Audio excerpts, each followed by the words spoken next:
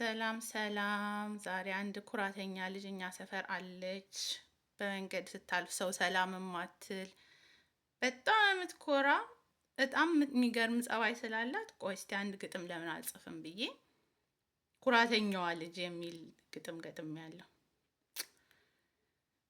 ያቺ ቆንጆዋ ልጅ የምታልፈኛ ልጅ ለዕለት ሰላምታ አትሰጠውም ቦታ፣ ፍቅረኛ ሳይኖራት እኔ ብጠይቃት እንዴት ብትንቀኝ፣ እኔ ምን ጎደለኝ፣ ቀና ብላ እንኳን የማታናግረኝ።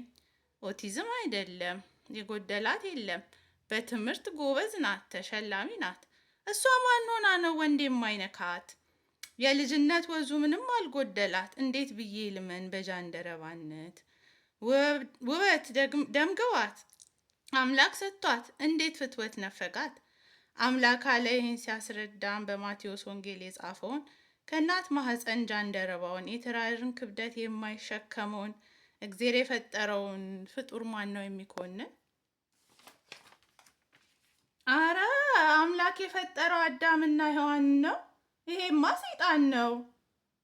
ጸበል እንውሰዳት እንዲፈውሳት፣ መታቀፍ እንዲያምራት፣ አጋርና ልጅ እንዲኖራት፣ ወላጅ እንዲደሰት። እረ እሷ ሙሉ ናት፣ ምንም አልጎደላት። ክርስቶስ ሲሰደድ ወደ ግብጽ በየመንገዱ ላይ ገዳማት ሲያነጽ ለእነማን እንደሆነ አልነገረም በግልጽ። ምን ነው በአምላክ ስራ ማመጽ? በማቴዎስ ወንጌል ምዕራፍ 19 የትዳርን ክብደት ሲያስረዳን በቁጥር 6 አምላክ ያጣመረውን ማንም አይለየውም፣ ሊፋቱም አይችሉም።